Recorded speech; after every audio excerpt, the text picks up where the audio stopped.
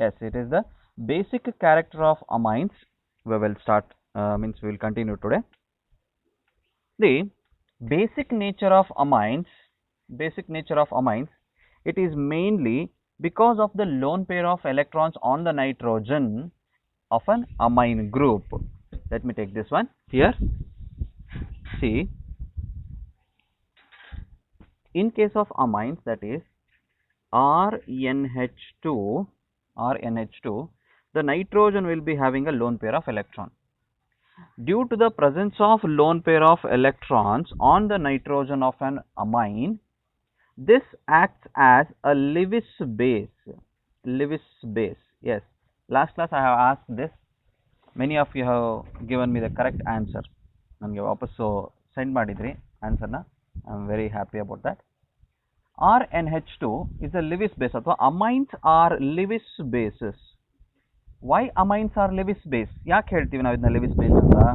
Because the nitrogen has a lone pair of electron. Any species which is able to donate a pair of electron is known as the Lewis bases. Pair of electron, any species or any molecule which is having the ability to donate its lone pair of electron, then we call it as the Lewis base. What about the Lewis acid? Anything or any species which is able to accept a pair of electron, it is called Lewis acid. So the amines are Lewis bases. Now this basic nature of the amines can easily understood by the Kb and the pKb values. Now chemical equilibrium alli discuss madidvi nodi. Kb values, dissociation constant of base, and negative logarithm of dissociation constant of the base. ಹೌದಲ್ವಾ? ಹೇಗೆ ಬರೀತೀವಿ ನಾವು? For that we need to write a reaction which shows the basic nature of the amines. ಒಂದು reaction ಇದೆ, ಆ reaction ನಮಗೆ ಗೊತ್ತಾಗುತ್ತೆ amines are basic in nature ಅಂತ. ಹೇಗೆ? Let me take an example, that is RNH2. If it reacts with water or dissolved in water, ಏನು ಬರುತ್ತೆ ನಮಗೆ? It dissociates, ಕರಗೋಗುತ್ತೆ, ಅಥವಾ ರಿಯಾಕ್ಟ್ ಆಗುತ್ತೆ ವಾಟರ್ ಜೊತೆಗೆ. It dissociates to form RNH3 plus ಬರುತ್ತೆ, then OH minus ion ಬರುತ್ತೆ. That means when amine is dissolved in water, it is producing a strong base. Alkali produce ಆಗ್ತದೆ ಇಲ್ಲಿ ನೋಡಿ, strong base OH minus ion ಇದೆಯಲ್ಲ, product ನಮಗೆ OH ion ಬರ್ತಾ ಇದೆ ಅಂದರೆ it is producing a strong base. For this equilibrium reaction, for this reaction we can write an equilibrium constant ಬರಿಬೋದಲ್ವಾ? Equilibrium constant, we can write equilibrium constant ನೋಡ್ಕೊಳ್ಳಿ, that is K is equal to, ನಮಗೆ ಗೊತ್ತಿದೆ ಏನದು, molar concentration of the products divided by molar concentration of the reactant. Yes, very good. ಹಾಗಾದ್ರೆ ನೋಡಿ, products ಅಲ್ಲಿ ಏನಿದೆ ಅದನ್ನ first top ಅಲ್ಲಿ ಬರ್ಕೊಳ್ಳೋಣ, ಅಂದ್ರೆ ನ್ಯೂಮರೇಟರ್ ನಲ್ಲಿ ಬರುತ್ತೆ. that is RNH3 plus into OH minus, ಅರ್ಥ ಆಗ್ತಿದೆಯಾ? ಇದು ನ್ಯೂಮರೇಟರ್ ಆಯಿತು. ಡಿವೈಡೆಡ್ ಬೈ ರಿಯಾಕ್ಟೆಂಟ್ ಅಲ್ಲಿ ಏನಿದೆ ಅದನ್ನ ನಾನು ಕೆಳಗಡೆ ಬರೀತೀನಿ ಈಗ ಡಿನಾಮಿನೇಟರ್ ನಲ್ಲಿ. that is RNH2 molar concentration into molar concentration of water, that is dissociation constant for this equilibrium reaction. ಏನ ಬರ್ತಿದ್ದೀನಿ ನಾನೀಗ? molar concentration of RNH3 plus ಅಂತಂದ್ರೆ it's a cation, amine cation, ammonium ion ಅದು. ಅರ್ಥ ಆಗ್ತಿದೆಯಾ? ಇಲ್ಲಿರೋದು OH minus ion, hydroxyl ion, divided by amine into water, molar concentration of amine into water ಎಷ್ಟು ಉಳಿದಿದೆ ಅನ್ನೋದು. ಹಾಗಾದ್ರೆ ಇದನ್ನ ನಾನು ಸ್ವಲ್ಪ ರಿಅರೇಂಜ್ ಮಾಡ್ತೀನಿ ನೋಡ್ಕೊಳ್ಳಿ. That is molar concentration of ವಾಟರ್ನ ಲೆಫ್ಟ್ ಸೈಡಲ್ಲಿ ತಗೊಳ್ತೀನಿ. ಅವಾಗ ಏನಾಗುತ್ತೆ? K into molar concentration of water ಅಂತ ತಗೊಳ್ತೀನಿ. ಯಾವಾಗಲೂ ನಾವು ಡಿಸಾಲ್ವ್ ಮಾಡಬೇಕಾದ್ರೆ ವಾಟರ್ನ ಎಕ್ಸಸ್ ಅಲ್ಲಿ ತಗೊಂಡಿರ್ತೀವಿ. Therefore change in the molar concentration of water can be neglected ಅನ್ನೋದ್ರಿಂದ ಅಂದ್ರೆ ಏನು, ತುಂಬಾ ವಾಟರ್ ತಗೊಂಡಿರ್ತೀವಿ, ಅದ್ರಲ್ಲಿ ಯೂಸ್ ಆಗಿರೋದು ತುಂಬಾ ಕಡಿಮೆ. ಹಾಗಾದ್ರೆ change in the concentration of water ಇದೆಯಲ್ಲ, after the equilibrium or at the equilibrium, it is very very less. Change in the concentration of water at equilibrium, it is very less. ಹಾಗಾದ್ರೆ K into molar concentration of water will become equal to RNH3 plus into OH minus divided by molar concentration of RnH2 ಇದಿದೆ. ನಾನು ಆವಾಗಲೇ ಹೇಳಿದೆ, molar concentration of water at equilibrium, it is very less, means change in the molar concentration, change in the molar concentration of water at equilibrium, it is very less. For example, ನನ್ನ ಹತ್ರ 1 ml amine ಇದೆ ಅಂತ ಅಂದ್ಕೊಳ್ಳಿ. 1 ml amine ಇದೆ, ಯಾವುದೋ ಒಂದು amine liquid ಇದೆ. ಆ 1 ml ಅಮೈನ್ಗೆ ನಾನು 10 ಲೀಟರ್ಸ್ ಆಫ್ ವಾಟರ್ ಹಾಕ್ತೀನಿ. 10 ಲೀಟರ್ಸ್ ಆಫ್ ವಾಟರ್, 1 ml ಅಮೈನ್ಗೆ 10 ಲೀಟರ್ಸ್ ಆಫ್ ವಾಟರ್ ಆ್ಯಡ್ ಮಾಡಿದ್ದೀನಿ. ಇಲ್ಲಿ ಎಕ್ಸೆಸ್ ಆಫ್ ವಾಟರ್ ಇದೆ. ಹಾಗಾದರೆ ಅದರಲ್ಲಿ ಯೂಸ್ ಆಗೋದೆಷ್ಟು? ಮೇ ಬಿ 1 to 2 ml ಅಷ್ಟು ಯೂಸ್ ಆಗಿರುತ್ತೆ ಔಟ್ ಆಫ್ 10 ಲೀಟರ್ಸ್. ಹಾಗಾದರೆ if you compare the actual taken ಎಷ್ಟು ಅಮೌಂಟ್ ತೊಗೊಂಡಿದ್ದೀವಲ್ಲ, ಅದರಲ್ಲಿ ಯೂಸ್ ಆಗಿರೋ ಒಂದು ಅಮೌಂಟ್ ತುಂಬ ಕಡಿಮೆ. ಹಾಗಾಗಿ here whatever we take here at the denominator, ಅಂದರೆ ಪ್ರಾಡಕ್ಟ್ ಸೈಡಲ್ಲಿ ಮೀನ್ಸ್ ರಿಯಾಕ್ಟೆಂಟಲ್ಲಿ ಉಳ್ಕೊಂಡಿರೋದಿಲ್ಲಿ ಬರ್ದಿರ್ತೀವಿ ನಾವು, ಉಳಿದಿರೋದು. ಹಾಗಾದ್ರೆ ಏನು ಉಳಿದಿರುತ್ತೆ? ತುಂಬ ಜಾಸ್ತಿ ಉಳಿದಿರುತ್ತಲ್ವಾ. ತುಂಬ ಜಾಸ್ತಿ ಉಳಿದಿದೆ ಅಂದರೆ ಏನು? ಯೂಸೇ ಆಗಿಲ್ಲ ಅಂತ ಹೇಳ್ಬೋದು. That means the concentration remains same, unity ಹಾಗೆ ಉಳ್ಕೊಂಡಿರುತ್ತೆ ಅಂತ ಹೇಳ್ಬೋದು. ಈಗ that means we can take the molar concentration of water as 1 ಅಂತ ತಗೋಬೋದು. ಅದನ್ನ 1 ಅಂತ ತಗೊಂಡಾಗ ಏನಾಗುತ್ತೆ? ಕೆ ಇಂಟು 1 ಅಂದರೆ ಕೆನೇ ಆಯಿತು. K is equal to RnH3 plus into OH minus divided by RnH2. So this is the equilibrium constant for the ಯಾವುದು amines, equilibrium constant for the amines. Therefore now you can say that you can call this as base ಅಲ್ವಾ. ಹಾಗೆ ನಾನು ಇದನ್ನ Kb ಅಂತ ಕರಿತೀನಿ. ಇಲ್ಲಿ Kb for the amine is directly proportional to the molar concentration of OH minus ion or the RnH3 plus ion. ಅರ್ಥ ಆಗ್ತಿದೆಯಾ?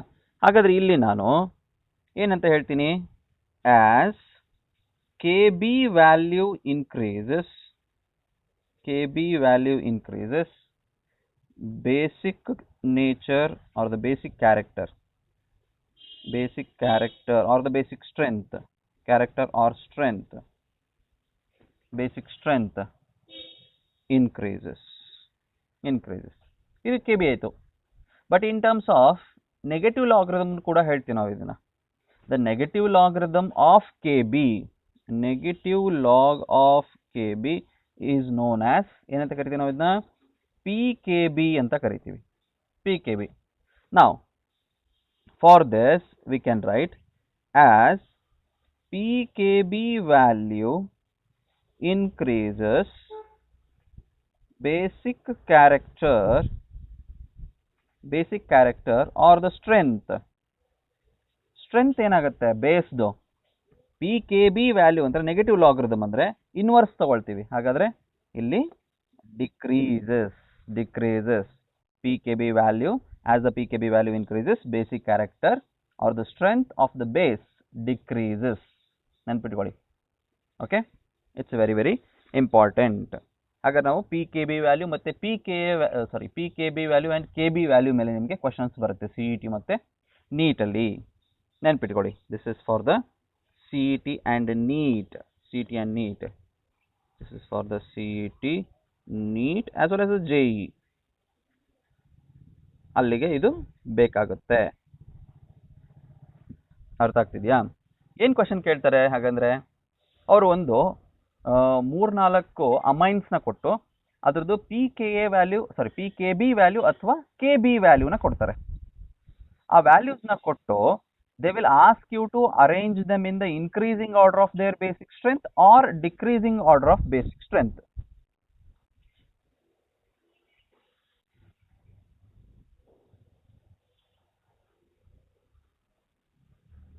Mute ಮಾಡಬೇಕು, ಅಲ್ಲಿ ಯಾರ್ದು ಡಿಸ್ಟರ್ಬೆನ್ಸ್ ಬರ್ತಾ ಇದೆ. Okay, as Pkb value increases, basic character or the strength decreases. ನೆನ್ಪಿಟ್ಕೊಳ್ಳಿ. Question ನಿಮ್ಗೆ ಏನು ಬರುತ್ತೆ ಕಾಂಪಿಟೇಟಿವ್ ಎಕ್ಸಾಮಲ್ಲಿ? They will ask you to arrange the given molecules in the increasing order or decreasing order of their basic strength by looking at the Pkb values or the Kb values for the given amines. That is the basic nature of the amines. The starting idu. Now, what are the different factors which affect the basic nature? ಹಾಗಾದರೆ ಈ basic ನೇಚರ್ನ ನಾವು compare ಮಾಡಬೇಕು ಅಂತಂದರೆ we have different types of amines. ಆ different types of ಅಮೈನ್ಸಲ್ಲಿ ನಾನು comparison of amines, ನೀವೀಗ heading ಏನು ಹಾಕೊಳ್ಳಿ ಅಂತಂದರೆ, ಲೆಟ್ಸ್ ಟೇಕ್ ದ ಹೆಡ್ಡಿಂಗ್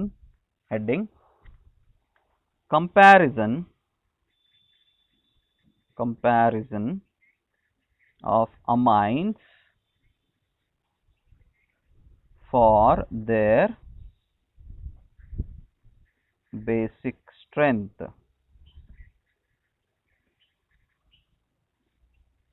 ಅದರಲ್ಲಿ ಫಸ್ಟ್ ಒನ್ ಯಾವುದಪ್ಪ ಅಂತಂದರೆ, the first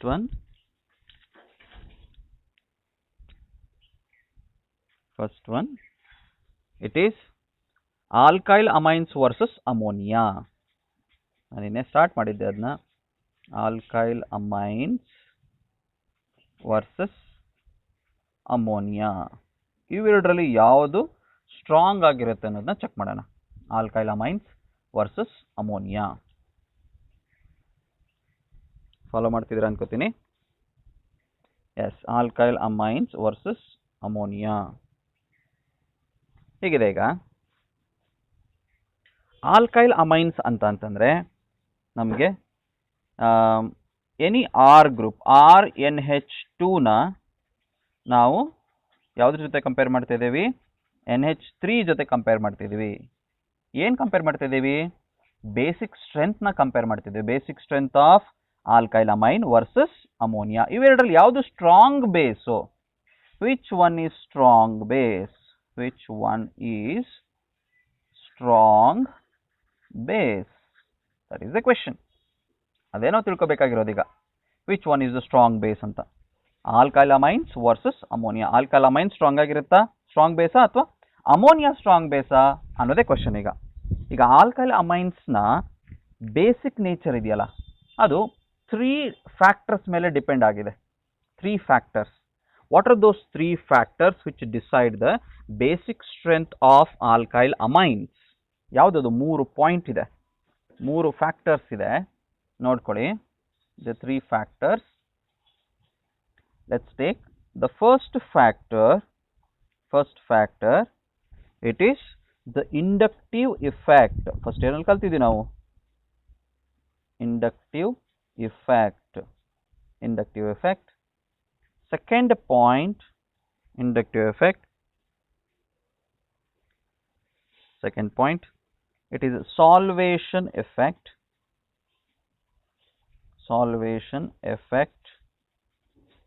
And the third point, solvation effect. And the third point,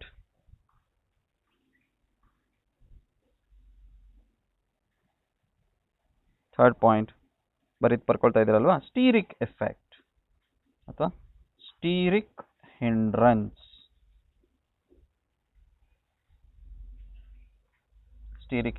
So these are the factors which affect the basic nature of alkyl amines.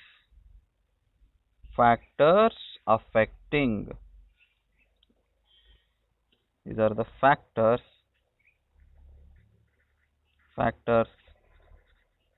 affecting basic nature. These are the factors which will decide. They will decide the basic nature of amines. ಇದೆಯಲ್ಲ, these are the factors. They will decide the basic nature of amines. ಗೊತ್ತಾಗ್ತಿದೆಯಾ? Then ಹಾಗಾದ್ರೆ ಯಾವ್ದ್ಯಾವ್ದಿದೆ ನೋಡೋಣ. Factors ಅಲ್ಲಿ first one inductive effect ಇದೆ. Let me turn over the page.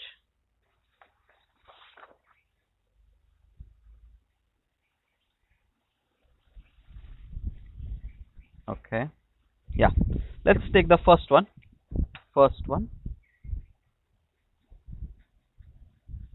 Inductive effect. ನಮಗೆ ಗೊತ್ತಿದೆ inductive effect ಅಂದ್ರೆ ಏನು ಅಂತ.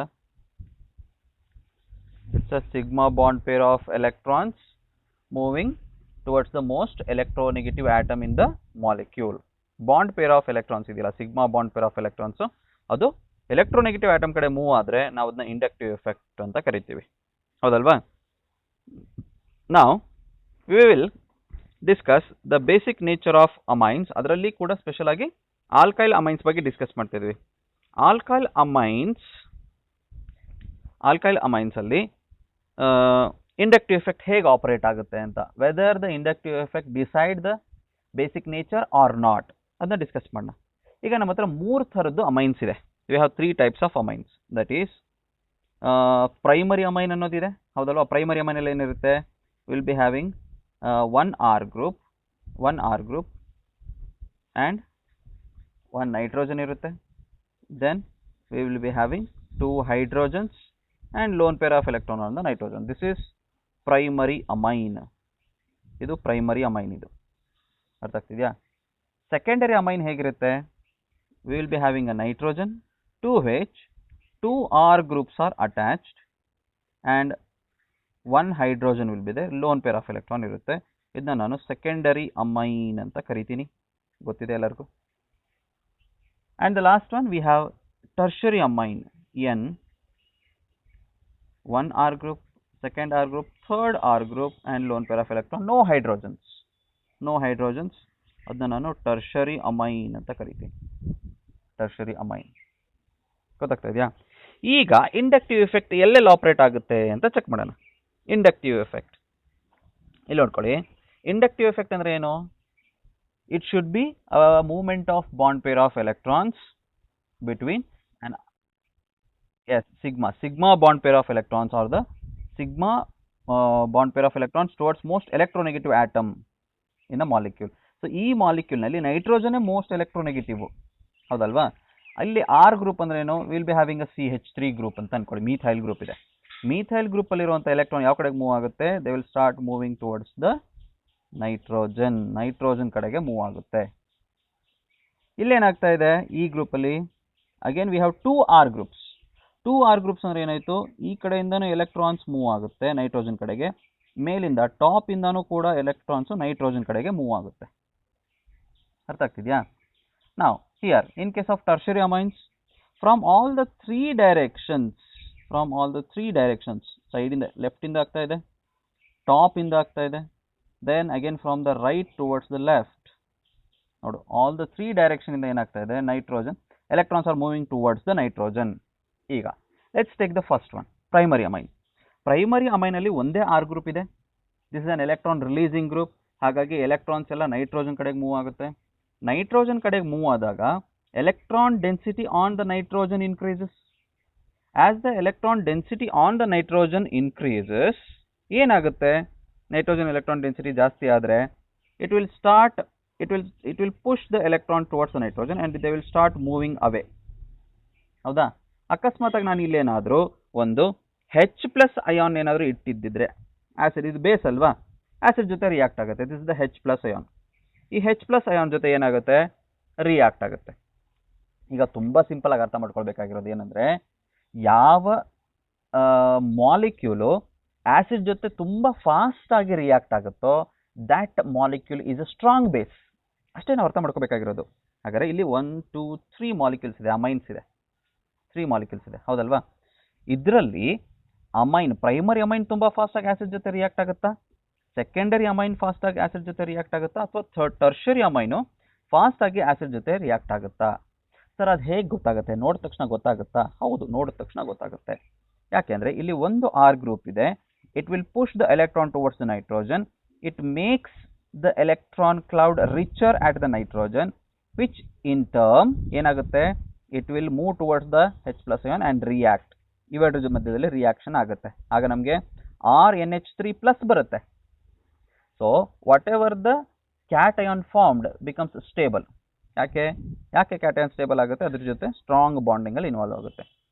But in case of secondary amines ನೋಡಿ, ಎಷ್ಟು R ಗ್ರೂಪ್ಸ್ ಇದೆ? ವಿ ಹ್ಯಾವ್ 2 R ಗ್ರೂಪ್ಸ್ ಇದೆ, ಹೌದಲ್ವಾ?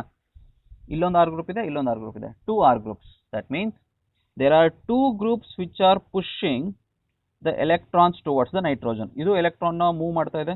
ಮೀನ್ಸ್ ಇಲ್ಲಿ ಬಾಂಡ್ ಪೇರ್ ಆಫ್ ಎಲೆಕ್ಟ್ರಾನ್ ಇರುತ್ತಲ್ಲ, those bond pair of electrons are shifted towards the nitrogen, and here also we have a bond pair of electron. This will be shifted towards the nitrogen. ಹಾಗಾದ್ರೆ electron density on the nitrogen of secondary amine is greater than electron density on the nitrogen of the primary amine. ಅರ್ಥ ಆಗ್ತಿದೆಯಾ? ಇಲ್ಲೂ nitrogen ಇದೆ, ಇಲ್ಲೂ nitrogen ಇದೆ, ಇಲ್ಲಿ 1R group ಇದೆ, ಇಲ್ಲಿ 2R group ಇದೆ. Therefore electron density on the nitrogen of the primary amine is less. Primary amine ಮೇಲೆ ನೈಟ್ರೋಜನ್, ಪ್ರೈಮರಿ ಅಮೈನಲ್ಲಿ ನೈಟ್ರೋಜನ್ ಇದೆಯಲ್ಲ, ಅಲ್ಲಿ ಎಲೆಕ್ಟ್ರಾನ್ ಡೆನ್ಸಿಟಿ ಇತ್ತಲ್ಲ, ಅದಕ್ಕಿಂತ ಸೆಕೆಂಡರಿನಲ್ಲಿ ಜಾಸ್ತಿ ಇದೆ. ಯಾಕೆ ಜಾಸ್ತಿ ಇದೆ? Because we have 2R groups. Therefore ನಾವು ಅಗೇನ್ ಇಲ್ಲೂ ಕೂಡ H+ ಇದ್ದಿತ್ತು ಅಂತ ಅನ್ಕೊಳ್ಳಿ. ಇಲ್ಲೇನಾದ್ರು H+ ಇದ್ದರೆ ಆಸಿಡ್ ಜೊತೆ ರಿಯಾಕ್ಟ್ ಮಾಡೋದಾದ್ರೆ ನಾವು ಅವಾಗೇನಾಗುತ್ತೆ, it is more easier to the nitrogen to react with the hydrogen, that is H+ ion, not hydrogen, H+ ion. Primary ಅಮೈನ್ಗಿಂತ ಸೆಕೆಂಡರಿ ಅಮೈನ್ ತುಂಬ ಫಾಸ್ಟಾಗಿ ರಿಯಾಕ್ಟ್ ಆಗುತ್ತೆ. ಯಾಕೆ? We have because of the inductive effect. ಅದನ್ನೇ ಹೇಳಕ್ಕೆ ಬರ್ತಾ ಇದ್ದೀನಿ ನಾನು. ಇಲ್ಲಿ 1R ಗ್ರೂಪ್ ಇದೆ ಅಂದರೆ ಇಂಡಕ್ಟಿವ್ ಎಫೆಕ್ಟ್ ಇದೆ, ಇಲ್ಲಿ 2R ಗ್ರೂಪ್ಸ್ ಇದೆ, ಇಂಡಕ್ಟಿವ್ ಎಫೆಕ್ಟ್ ಇಸ್ ಇನ್ಕ್ರೀಸ್ಡ್. ತುಂಬ ಜಾಸ್ತಿ ಆಯ್ತು ಇಂಡಕ್ಟಿವ್ ಎಫೆಕ್ಟ್. 2R ಗ್ರೂಪ್ ಇದೆ, ಅವಾಗ ಏನಾಗುತ್ತೆ, ಪಾಸಿಟಿವ್ ಇಂಡಕ್ಟಿವ್ ಎಫೆಕ್ಟ್ ಏನಾಗುತ್ತೆ, ಇನ್ನೂ ಜಾಸ್ತಿ ಆಗುತ್ತೆ. Because it is moving away from the carbon ಇಂದ ಆ ಕಡೆಗೆ ಹೋಗ್ತಾ ಇದೆ. It is positive inductive effect. ಅರ್ಥ ಆಗ್ತಿದೆಯಾ? ನಾವು coming to the tertiary amines ಅಲ್ಲಿ ಏನಾಗುತ್ತೆ, ಇನ್ನೂ ಫಾಸ್ಟ್ ಆಗಿ ರಿಯಾಕ್ಟ್ ಆಗುತ್ತೆ. ಇಲ್ಲಿ H+ ಅಯಾನ್ ಇದ್ರೆ ಆಸಿಡ್ ಜೊತೆ ರಿಯಾಕ್ಟ್ ಮಾಡೋದಾದ್ರೆ ಅಮೈನ್ಸ್ನ, ಅವಾಗೇನಾಗುತ್ತೆ, these lone pair of electrons are more easily, means ಇನ್ನೂ ಇದಕ್ಕಿಂತ ಫಾಸ್ಟ್, ವೆರಿ ಫಾಸ್ಟ್. ಇದು ಹೀಗೆ ಹೇಳ್ಬೋದು ಕರೆ. ಇಲ್ಲಿ ಸ್ಲೋ ಅಂತ ಹೇಳೋಣ, ಸ್ವಲ್ಪ ಮಾಡರೇಟ್, ಇದು ಮಾಡರೇಟು, ಇದು fast, this is very fast. Tertiary amines acid ಜೊತೆಗೆ ತುಂಬ ಫಾಸ್ಟ್ ಆಗಿ ರಿಯಾಕ್ಟ್ ಆಗುತ್ತೆ with reference to inductive effect. ನಾನು ಈ ಫ್ಯಾಕ್ಟರ್ನ ಇಟ್ಕೊಂಡು ಮಾತ್ರ ಮಾತಾಡ್ತಾ ಇದ್ದೀನಿ, ಅರ್ಥ ಮಾಡ್ಕೊಬೇಡಿ. ಇದೇ ಫೈನಲ್ ಕನ್ಕ್ಲೂಷನ್ ಅಲ್ಲ. In case of means with reference to the inductive effect ನಾನು ಹೇಳ್ತಾ ಇದ್ದೀನಿ. ಬರೀ ಇಂಡಕ್ಟಿವ್ ಎಫೆಕ್ಟ್ ಒಂದನ್ನೇ ಫ್ಯಾಕ್ಟರ್ ಅಂತ ಅಂದ್ಕೊಂಡ್ರೆ, ಇನ್ ಗೇಷಿಯಸ್ ಸ್ಟೇಟ್, ಅದು ಇಂಪಾರ್ಟೆಂಟ್ ಇಲ್ಲಿ ನೀವು ನೆನ್ಪಿಟ್ಕೋಬೇಕಾಗಿರೋದು. This all happening in gaseous state. ಏನದು ಅಂದರೆ ಇನ್ ಗೇಷಿಯಸ್ ಸ್ಟೇಟ್ ಅಂದರೆ when amines are in gaseous state. Note, this is the note. ನೆನ್ಪಿಟ್ಕೊಳ್ಳಿ, ನೋಟ್ ಏನು? when amines are in gaseous state, ಆ ಕಂಡೀಷನಲ್ಲಿ ನಾನು ಮಾತಾಡ್ತಾ ಇದ್ದೀನಿ ಇದ್ರ ಬಗ್ಗೆ, ಯಾವುದು ಇಂಡಕ್ಟಿವ್ ಎಫೆಕ್ಟ್ ಬಗ್ಗೆ. ಅರ್ಥ ಆಗ್ತಿದೆಯಾ? then what happens, the tertiary amines they react more easily with the acid. ಹಾಗಾದ್ರೆ with reference to inductive effect, order of basic strength ಬರಿಬೋದಲ್ವಾ? ಆರ್ಡರ್ ಆಫ್ ಬೇಸಿಕ್ ಸ್ಟ್ರೆಂತ್ ಬರೆಯೋಣ ಇಲ್ಲಿ. Order of basic strength of these 3 amines ಏನಂತ ಬರೀತೀನಿ? ಇಲ್ಲಿ 3R groups ಇದೆ, ತುಂಬ ಫಾಸ್ಟಾಗಿ ಆಸಿಡ್ ಜೊತೆ ರಿಯಾಕ್ಟ್ ಆಗುತ್ತೆ ಅಂದರೆ ಅದು ಸ್ಟ್ರಾಂಗ್ ಬೇಸು ಅಂತ. ಹಾಗಾದರೆ tertiary amines are stronger base than secondary amines, than primary amines, than ಯಾವುದಕ್ಕಿಂತ? Ammonia. Than ammonia. This is the order. That is the order of basic strength with reference, with respect to inductive effect. Only inductive effect, that too in gaseous ಸ್ಟೇಟಲ್ಲಿ ಇದ್ದಾಗ ಮಾತ್ರ work ಆಗುತ್ತೆ, ಇದು work ಆಗುತ್ತೆ. ನಾವು what about the second one? ಈಗ second one ಇದೆ. ಏನದು second one? Second factor solvation effect ಅಂತ. Salvation effect. What is this salvation effect? ಈಗ ನಾನು ಮೇಲ್ಗಡೆ ಕೇಸ್ ಮಾತಾಡಿದ್ದು, ಇಂಡಕ್ಟಿವ್ ಎಫೆಕ್ಟ್ ಮಾತಾಡಿದ್ದು ಗೇಷಿಯಸ್ ಸ್ಟೇಟಲ್ಲಿ. ಸಾಲ್ವೇಷನ್ ಎಫೆಕ್ಟ್ ಯಾವಾಗ ಬರುತ್ತೆ ನಮಗೆ? ಸಾಲ್ವೇಷನ್ ಅಂದರೆ ಓನ್ಲಿ ಇನ್ ಏಕ್ವೇಯಸ್ ಮೀಡಿಯಮ್. ಏಕ್ವೇಯಸ್ ಮೀಡಿಯಮಲ್ಲಿ ಇದ್ದಾಗ ಏನಾಗುತ್ತೆ ಅಂತ. In aqueous medium I am talking this effect, this factor in aqueous medium. Aqueous ಮೀಡಿಯಮ್ನಲ್ಲಿ ನಾವು ಬೇರೆ ಬೇರೆ ಅಮೈನ್ಸ್ನ ಬೇಸಿಕ್ ಸ್ಟ್ರೆಂತ್ ಹೇಳೋದಾದರೆ, ಪ್ರೈಮರಿ ಸೆಕೆಂಡರಿ ಟರ್ಷರಿ ಅಮೈನ್ಸ್ನ ಬೇಸಿಕ್ ಸ್ಟ್ರೆಂತ್ ಹೇಳೋದಾದರೆ ಹೇಗೆ ಹೇಳಬೇಕು? ಸಿ, ಗೇಸಿಯಸ್ ಸ್ಟೇಟಲ್ಲಾದರೆ ಇಂಡಕ್ಟಿವ್ ಎಫೆಕ್ಟ್ ಆಪರೇಟ್ ಆಗುತ್ತೆ. ಬಟ್ ಏಕ್ವೇಯಸ್ ಮೀಡಿಯಮ್ನಲ್ಲಿ hydration or the solvation effect operate ಆಗುತ್ತೆ. ಸಾಲ್ವೇಷನ್ ಎಫೆಕ್ಟ್ ಆಪರೇಟ್ ಆಗೋದು ಅಂದರೆ ಏನು? ದಟ್ ಈಸ್ ಹೈಡ್ರೋಜನ್ ಬಾಂಡಿಂಗ್ ಆಗುತ್ತೆ. ಇಲ್ಲಿ ಸೈಜ್ ಮೇಲೆ ಡಿಪೆಂಡ್ ಆಗುತ್ತೆ. Size of the amines, the main factor in salvation is the size of the amine. ಇದರಲ್ಲಿ ಸೈಜ್ ಆಫ್ ದ ಅಮೈನ್ ಹೇಗೆ? Size of the amines That is, if size of the amine is, size of the amine ಅಂತಂದರೆ amine ಅಂದರೆ amine salt ಆಗಿ convert ಆಗಿರುತ್ತೆ, salt ಆಗಿ convert ಆಗಿ means cation ಆಗಿ convert ಆಗುತ್ತಲ್ಲ, that is, let me write like this. ಈಗ RnH2 ಇತ್ತು, ಇದು H ಪ್ಲಸ್ ಜೊತೆ ರಿಯಾಕ್ಟ್ ಆಗುತ್ತೆ, then it will form RnH3 plus and we'll be having some X minus or anything like that. X minus ಅಂತ ಅನ್ಕೊಳ್ಳೋಣ, ಇಲ್ಲಿ HX ತಗೋತೀನಿ. This is the salt, this salt. If the ion, this size of the ion, this is the size of ion, ಇದ್ರ ಬಗ್ಗೆ ಮಾತಾಡ್ತಾ ಇದ್ದೀನಿ ನಾನು. Size of the ion, if it is greater, lesser is the solvation ಅಂತ ಹೇಳ್ತಾರೆ. If greater the size of ion, ಇಲ್ಲಿ ಬರೀತೀನಿ,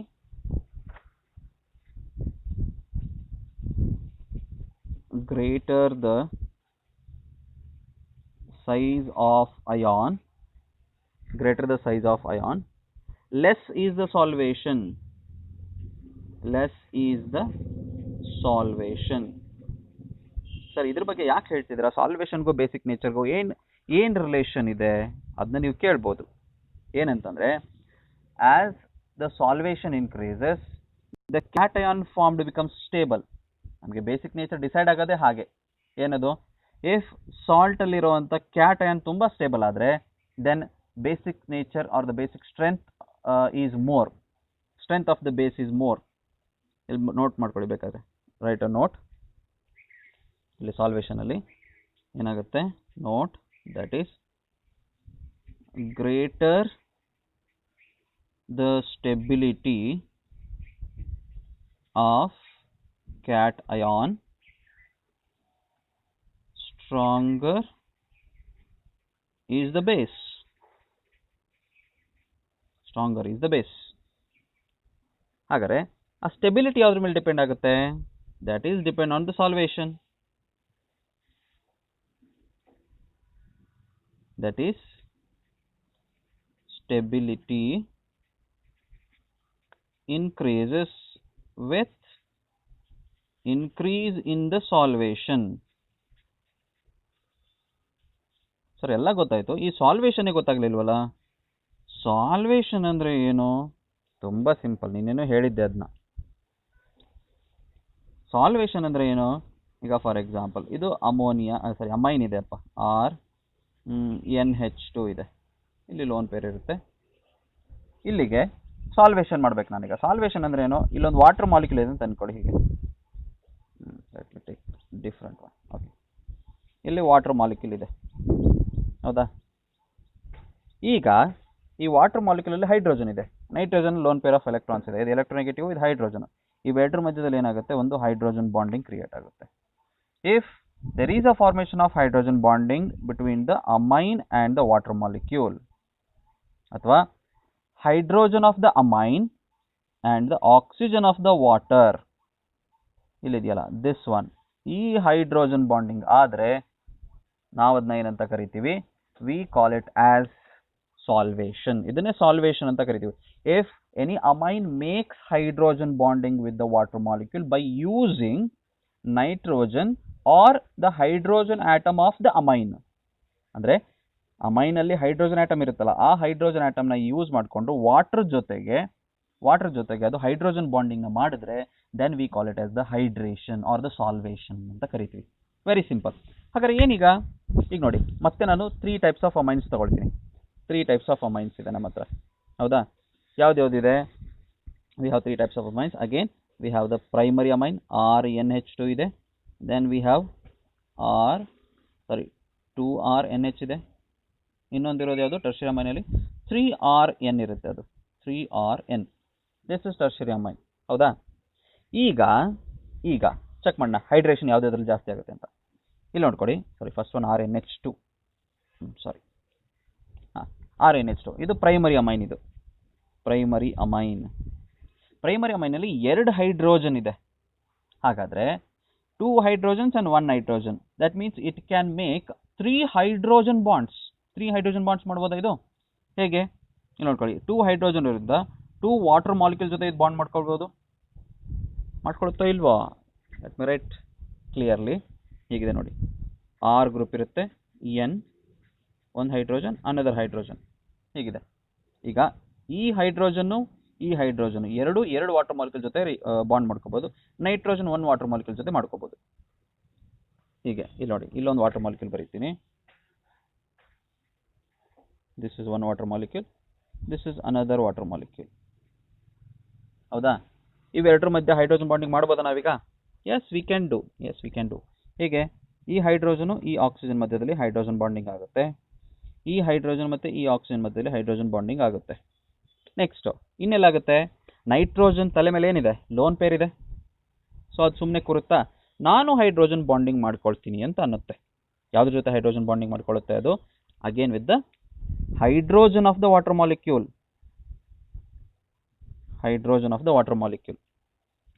ಈಗ ಬಾಂಡಿಂಗ್ ಎಲ್ಲಾಯಿತು? ಇಲ್ಲಾಯಿತು ನೋಡ್ಕೊಳ್ಳಿ. That is between hydrogen and the nitrogen. ಇವೆರಡರ ಮಧ್ಯದಲ್ಲಿ ಹೈಡ್ರೋಜನ್ ಬಾಂಡಿಂಗ್ ಆಯಿತು. Therefore primary amine has the greater solvation. ನಾನು ಅವಾಗಲೇ ಹೇಳಿದ್ದೀನಿ, ಸ್ಟೆಬಿಲಿಟಿ ಯಾವಾಗ ಇನ್ಕ್ರೀಸ್ ಆಗುತ್ತೆ? As the solvation increases stability increase ಆಗುತ್ತೆ. If greater the stability of the cation, strength of the base increase ಆಗುತ್ತೆ. ಹಾಗಾದರೆ ನಾವು ಹೇಳ್ಬೋದು ಡೈರೆಕ್ಟಾಗಿ ಏನಂತ? Whenever if there is a greater possibility of solvation, then that amine is a strong base. Solvation ಜಾಸ್ತಿ ಆದರೆ that amine becomes stronger base. ಅರ್ಥ ಆಗ್ತಿದೆಯಾ? ಹಾಗಾದ್ರೆ ಪ್ರೈಮರಿಯಲ್ಲಿ 2 ಹೈಡ್ರೋಜನ್ಸ್ ಇದೆ. therefore it can make 2 hydrogen bonds with the water and 1 hydrogen bond with the water molecule through nitrogen. Through hydrogen 2 ಆಗುತ್ತೆ, through nitrogen 1 ಆಗುತ್ತೆ. Total 3 ಆಗುತ್ತೆ. But in case of secondary amines ನೋಡಿ, secondary amines ಏನಾಗ್ತಾ ಇದೆ? we have only 1 hydrogen and 1 nitrogen. ಹಾಗಾದರೆ primary ಅಮೈನಲ್ಲಿ 3 hydrogen bonds ಆಗುತ್ತೆ. ಇಲ್ಲಿ ಎಷ್ಟಾಗುತ್ತೆ? Only 2 hydrogen bonds are possible in case of secondary amines, 2 hydrogen bonds. Whereas in case of tertiary amines ಅಲ್ಲಿ ಏನಾಗುತ್ತೆ? tertiary amines ಅಲ್ಲಿ it can make only 1 hydrogen bonding through the nitrogen. If you compare these 3 amines with the ammonia ಜೊತೆ compare ಮಾಡಿದ್ರೆ ಏನಾಗುತ್ತೆ? ammonia becomes stronger base. ನೀವು ಅದನ್ನ ammonia ಜೊತೆ compare ಮಾಡಿದ್ರೆ, because it has 3 hydrogen and 1 nitrogen, 4 hydrogen bonds ಆಗುತ್ತೆ. Greater solvation ಆಯ್ತು, ಇದಕ್ಕೆ ಮ್ಯಾಕ್ಸಿಮಮ್ ಸಾಲ್ವೇಷನ್ ಆಯಿತು. ಹೌದಲ್ವಾ? This is the maximum solvation. ಇದು ಈ ಕಡೆಗಾಗುತ್ತೆ, ಇದು ಹೀಗಾಯಿತು. ಹಾಗಾದರೆ with respect to only solvation effect, not the inductive effect ಬಿಟ್ಬಿಡಿ. ಈಗ ಬರೀ ಸಾಲ್ವೇಷನ್ ಎಫೆಕ್ಟ್ನ ಮನಸ್ಸಲ್ಲಿ ಇಟ್ಕೊಂಡು ನಾವೇನಾದರೂ ಬೇಸಿಕ್ ಸ್ಟ್ರೆಂತ್ನ, order of the basic strength ಬರೆಯೋದಾದರೆ, ಆರ್ಡರ್ ಆಫ್ ಬೇಸಿಕ್ ಸ್ಟ್ರೆಂತ್ ಮೇಲೆ ಬರ್ದಿದ್ವಲ್ಲ, ಆರ್ಡರ್ ಆಫ್ ಬೇಸಿಕ್ ಸ್ಟ್ರೆಂತ್. ಇಲ್ಲೂ ಕೂಡ order of basic strength only with respect to ಯಾವ್ದು ಹೇಳ್ತಾ ಇದ್ದೀನಿ ನಾನು? Only with respect to solvation effect ಬರೀತಾ ಇದ್ದೀನಿ. Only with respect to solvation effect ಹೇಳೋದಾದರೆ ಇಲ್ಲೇನು ಹೇಳ್ತೀನಿ ನಾನು? That is ammonia. ಸಾರಿ ಇಲ್ಲೇನು ಉಲ್ಟಾ ಬರ್ದೆ ನಾನು. This is not correct. ಇಲ್ಲೇನಾಗುತ್ತೆ? ಇದು ಇಲ್ಲಿ ಬರೀತೀನಿ, ammonia NH3.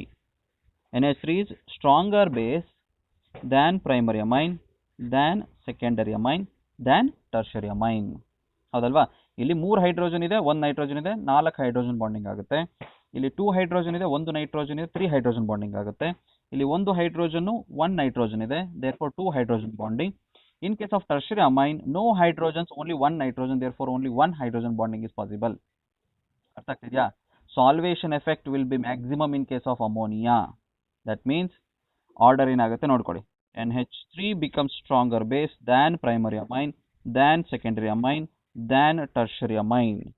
That is the order. This is the order of basic strength in aqueous medium. ಅಂದರೆ ಸಾಲ್ವೇಷನ್ ಎಫೆಕ್ಟ್ನ ಕನ್ಸಿಡರ್ ಮಾಡಿದ್ರೆ ಮಾತ್ರ ಸಾಲ್ವೇಷನ್ ಎಫೆಕ್ಟ್. ಅರ್ಥ ಆಗ್ತಿದೆಯಾ? Solvation effect. ಹಾಗಾದರೆ ಡೆಡ್ಲಿ ಫುಲ್ ಆಪೋಸಿಟ್ ಬಂದೋಯ್ತು, ಅದು ಡೆಡ್ ಆಪೋಸಿಟ್ ಆಗೋಯ್ತು. ಈಗ ಹಾಗಾದ್ರೆ ಹೇಗೆ ನಾವು ಡಿಸೈಡ್ ಮಾಡೋಕ್ಕಾಗುತ್ತೆ? ಇಂಡಕ್ಟಿವ್ ಎಫೆಕ್ಟ್ ಫಾಲೋ ಮಾಡಬೇಕಾ ಅಥವಾ ಸಾಲ್ವೇಷನ್ ಎಫೆಕ್ಟ್ನ ಫಾಲೋ ಮಾಡಬೇಕಾ? ಇವೆರಡನ್ನೂ ಫಾಲೋ ಮಾಡೋ ಹಾಗಿಲ್ಲ. ಮುಂದೊಂದು 3ನೇ ಎಫೆಕ್ಟ್ ಇದೆ, ಸ್ಟೀರಿಕ್ ಎಫೆಕ್ಟ್ ಇದೆ. ಆಗ ನಾವು 3ನ್ನು ಕಂಬೈನ್ ಮಾಡಿ ಸ್ಟಡಿ ಮಾಡ್ತೀವಿ. ಯಾವುದದು? ಇಂಡಕ್ಟಿವ್ ಎಫೆಕ್ಟ್ ಆಯಿತು, ಸಾಲ್ವೇಷನ್ ಎಫೆಕ್ಟ್, ಇನ್ನೊಂದು ಸ್ಟೀರಿಕ್ ಹಿಂಡ್ರೆನ್ಸ್ ಇದೆಯಲ್ಲ, ಸ್ಟೀರಿಕ್ ಎಫೆಕ್ಟ್. ಆ ಸ್ಟೀರಿಕ್ ಹಿಂಡ್ರೆನ್ಸ್ ಎಫೆಕ್ಟ್ನ ಒಟ್ಟಿಗೆ ಮೂರೂ ಅನಲೈಸ್ ಮಾಡಿ ಆಮೇಲೆ ನಾವು ಫೈನಲ್ ಕನ್ಕ್ಲೂಷನ್ ಬರೋಣ. Based on these 3 factors then will write a final order. The final order of the basic character we will write. ಅರ್ಥ ಆಗ್ತಿದೆಯಾ? ಹಾಗಾದರೆ let me go to the third factor, that is steric factor. ಅದಾದ್ಮೇಲೆ ನಿಮಗೆ complete picture ಬರುತ್ತೆ. What exactly is the order of basic nature of the alkyl amines versus ammonia. ಅರ್ಥ ಆಗ್ತಿದೆಯಾ? Okay.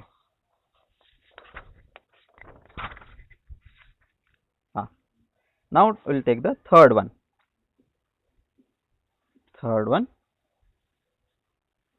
That is steric effect ಅಥವಾ steric hindrance ಅಂತ ಕರಿತೀವಿ. Stearic hindrance ಯಾವಾಗ ಆಗುತ್ತೆ? when there is a bulkier alkyl group. If there is a bulkier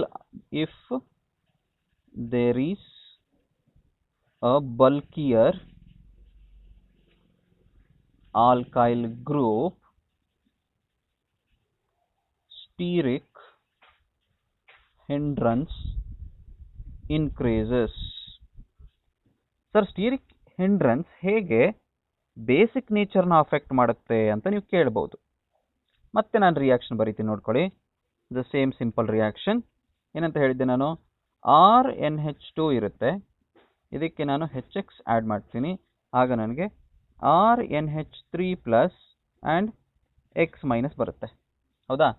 ಇಲ್ಲಿ positive charge ಯಾವಾಗ ಬರುತ್ತೆ? Only when this H plus ion is attacked or grabbed by the lone pair of electrons on the nitrogen. ಈಗ ಹೀಗೆ ಬರೀತೀನಿ ನಾನು. ಮತ್ತೆ ನಾನು primary, secondary and tertiary ಅಮೈನ್ಸ್ನ ಬರೀತಾ ಹೋಗ್ತೀನಿ ನೋಡಿ. Let me write like this. Nitrogen, ಇಲ್ಲಿ let's write primary amine 1 R group ಇದೆ, 2 ಹೈಡ್ರೋಜನ್ ಇದೆ. ನೈಟ್ರೋಜನ್ 2 R ಗ್ರೂಪ್ 1 ಹೈಡ್ರೋಜನ್, ಇಲ್ಲಿ 2 hydrogen 1 R group. And in case of tertiary all the 3 groups R R groups. ಹೇಗಿದೆ? ಹೌದಾ? ಈಗ loan pair of electron ಎಲ್ಲಾದ್ರ ಮೇಲೂ ಇರುತ್ತೆ. ನಾವು ರಿಯಾಕ್ಟಿವಿಟಿ ನೋಡಿ. ಈಗ H ಪ್ಲಸ್ ಅಯಾನ್ ಬರ್ತಾ ಇದೆಯಲ್ಲ, ರಿಯಾಕ್ಟ್ ಆಗ್ತಾ ಇದೆಯಲ್ಲ, ಆ H ಪ್ಲಸ್ ಅಯಾನ್ ಫಾರ್ಮೇಷನ್ ಬಂದು ರಿಯಾಕ್ಟ್ ಆಗಬೇಕು ಅಂತಂದರೆ ಈ ಗ್ರೂಪ್ ಏನಾದರೂ ಸ್ಮಾಲ್ ಇದ್ದರೆ ಮಾತ್ರ ಪಾಸಿಬಲ್ಲು. ಈಗ for example let me take the tertiary ಅಮೈನ್ಸ್ನ ತಗೊಳ್ತೀನಿ, ನಿಮ್ಗೆ ಅರ್ಥ ಆಗುತ್ತೆ. ಟರ್ಷರಿ ಅಮೈನ್ನ ನಾನು H ಪ್ಲಸ್ ಅಯಾನ್ ಜೊತೆ ರಿಯಾಕ್ಟ್ ಮಾಡಬೇಕು ಅಂದರೆ it has to make a bond with the H plus ion. ಆದರೆ ಈ R ಗ್ರೂಪ್ಸ್ನ ತುಂಬ ದೊಡ್ಡದಿದ್ದರೆ, ಇಷ್ಟು ದೊಡ್ಡದೆಲ್ಲ ಇದ್ದಾಗ ತುಂಬ ದೊಡ್ಡದಿರುತ್ತೆ, ಇಲ್ಲೂ ಜಾಗ ಇರಲ್ಲ ಅಂದ್ಕೊಳ್ಳಿ, ತುಂಬ ದೊಡ್ಡದಿರುತ್ತೆ R ಗ್ರೂಪ್ಸ್ ಎಲ್ಲ. ಆಗ ಈ H ಪ್ಲಸ್ನ ಇಲ್ಲಿ ತೊಗೊಂಡು ಬಂದು ಬಾಂಡ್ ಮಾಡೋಕ್ಕಾಗಲ್ಲ, ಜಾಗ ಸಾಕಾಗಲ್ಲ. We cannot accommodate H plus here. ಇದು H ಪ್ಲಸ್ ಇಷ್ಟು ದೊಡ್ಡದಿತ್ತು ಅಂತ ಅಂದ್ಕೊಳ್ಳಿ, ದೊಡ್ಡದಿರಲ್ಲ. ಮೀನ್ಸ್ R ಗ್ರೂಪ್ ತುಂಬ ದೊಡ್ಡದಿರುತ್ತೆ. They will be like this, very big. 3 R bulkier R groups ಇದ್ದರೆ ಹಿಂಡ್ರನ್ಸ್ ಅಂದರೆ ಇಕ್ಕಟ್ಟು ಕ್ರಿಯೇಟ್ ಆಗುತ್ತೆ. ಹಿಂಡ್ರನ್ಸ್ ಮೀನ್ಸ್ ಇಕ್ಕಟ್ಟು. ಅರ್ಥ ಆಗ್ತಿದೆಯಾ? ಹಿಂಡ್ರನ್ಸ್ ಅಂದರೆ ಅಲ್ಲಿ ನಾನು ಹೊಸದಾಗಿ